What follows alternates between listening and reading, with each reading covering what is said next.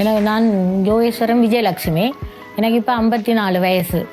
நாங்கள் வவுனியாவில் முகாமிட்டு வவுனியாவில் வந்திருந்து அங்கேயும் நான் இந்த தொழில் செய்தேன். நான் அங்கே பாட்னம் இது மில்லில் போய் வேலை செய்துட்டு வந்து பின்னேரம் வரைக்க பார்க்க எடுத்து கொண்டு வருவேன். விடிய அந்த 20 கிலோ சீ கொண்டு கொடுத்துட்டு திரும்பி போவேன் மில்லுக்கு. பேருந்து அதுக்கு பிறகு திரும்ப இங்கே மேல் குடியேற்றம் வந்த உடனே பேருந்தும் இதே தொழில் தான் இங்கே வந்தும் செய்தேன்.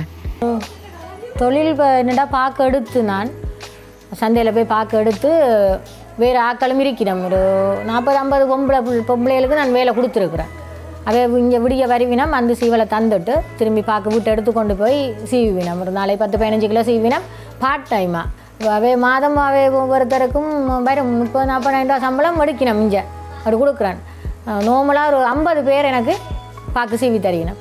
அதை விட இங்கே நானும் எங்களோட மருமகளும் வீட்டை இருந்து சீவுறோம். விடிய என்ன செய்வேன், எல்லா கடைகளுக்கும் பைக்கில் கொண்டு போய் சந்தைக்கு இரணமோடு சந்தைக்கும் போட்டு இந்த சந்தைக்கும் கொண்டு போய் போடுவேன். போட்டுட்டு வந்தேன்னு சொன்னால் பிறகு இஞ்சால ஆக்களுக்கெல்லாம் கொடுத்துட்டு இப்போ இதிலே இருந்துடுவேன்.